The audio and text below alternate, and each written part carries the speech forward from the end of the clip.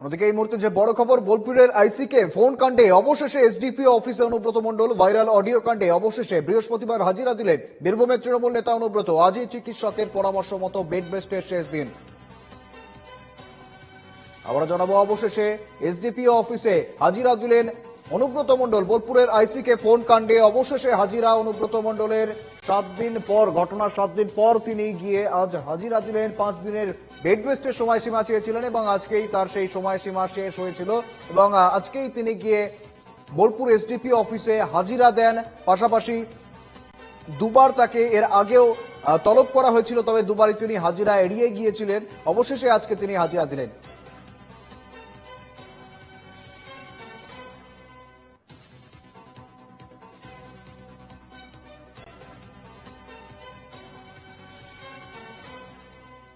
বোলপুরের আইসিকে ফোন কাণ্ডে অবশেষে এসডিপিও অফিসে অনুব্রত মণ্ডল।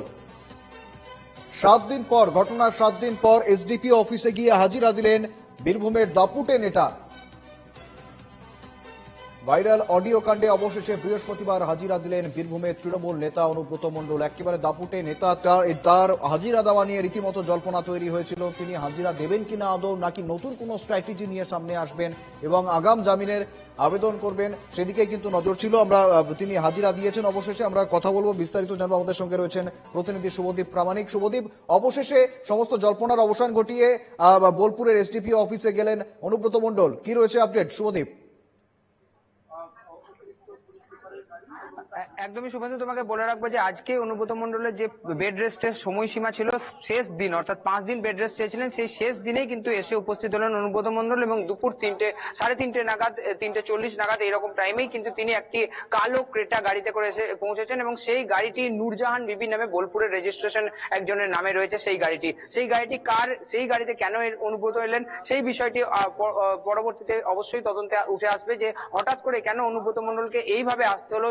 যে অনুব্রত মণ্ডল তার বিশাল বিলাসবহুল গাড়ি নিয়ে চলাফেরা করেন, তার একাধিক নিরাপত্তা রক্ষীদের কনভয়ের সঙ্গে তিনি চলাফেরা করেন, সেখানে হাজিরা দিতে আসার সময় তিনি কিন্তু এসে পৌঁছলেন একটি শুধুমাত্র কালো একটি গাড়িতে করে এসে পৌঁছেছেন এবং এই মুহূর্তে বোলপুর যে মহকুমা আধিকারিকের দপ্তর চেষ্টা করবো, কড়া নিরাপত্তায় মুড়ে ফেলা হয়েছে এই দপ্তর এবং একাধিক পুলিশ কর্মী যারা বিভিন্ন থানা এলাকা, শুধুমাত্র বোলপুর বা শান্তিনিকেতন নয়, একাধিক থানা এলাকার, ইলামবাজার থেকে শুরু করে একাধিক থানা এলাকার পুলিশ আধিকারিকরা এসে উপস্থিত হয়েছেন এবং বোলপুরের মহকুমা পুলিশ আধিকারিক যিনি এই অডিও ভাইরাল কাণ্ডের আইও রয়েছেন তিনি এবং তার সঙ্গে সঙ্গে বোলপুরের অতিরিক্ত জেলা পুলিশ সুপার রানা মুখোপাধ্যায় তারা রয়েছেন এবং অনুব্রত মণ্ডলের কাছ থেকে জিজ্ঞাসাবাদ করা হচ্ছে। কি কি বিষয়ে জিজ্ঞাসাবাদ করা হচ্ছে সেটাতে কিন্তু জানতে পারা যাচ্ছে যে মূলত সেদিন কেন অনুব্রত মণ্ডল ফোন করেছিলেন এবং কার ফোন থেকে ফোন করা হয়েছিল, সেই ফোন রেকর্ড কিভাবে করা হয়েছিল, নাকি কোনোভাবে এই রেকর্ড কি মিস হয়ে গেছিল, কি বেরিয়ে গেছিল, সেই সম্পর্কিত সমস্ত তথ্যগুলো কিন্তু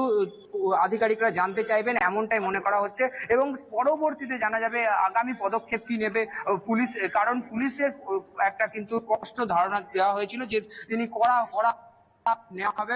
জেলা পুলিশ সুপার আমানদীপ তিনি কিন্তু জানিয়েছিলেন যে এই বিষয়ে কড়া পদক্ষেপ নেওয়া হবে। ঘটনার সূত্রপাত কিন্তু বৃহস্পতিবার, আমি বলে রাখি তোমাকে যে বৃহস্পতিবার বোলপুর থানার আইসি লিটন হালদারের বিরুদ্ধে দুর্নীতির অভিযোগ এনে কিন্তু নাগরিক সমাজের নামে বোলপুর থানা ঘেরাও কর্মসূচি করা হয়েছিল।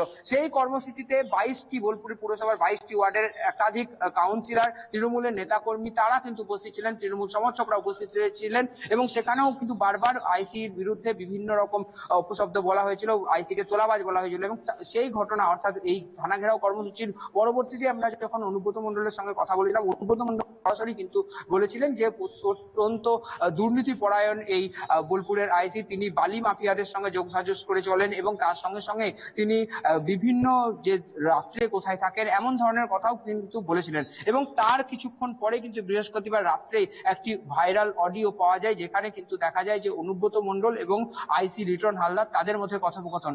অনুব্রত মণ্ডলের নাম করে কিন্তু একজন ব্যক্তি আইসিকে অত্যন্ত অশ্লীল ভাষায়, কদর্য ভাষায় আক্রমণ করছে এবং সেই অডিও ভাইরাল হওয়ার পরে শুক্রবার কিন্তু বীরভূম জেলা পুলিশ নড়ে চড়ে বসে এবং বীরভূম জেলা পুলিশের তরফে 4টি ধারায় মামলা করা হয়, তার মধ্যে 2টি ধারা জামিন অযোগ্য ছিল।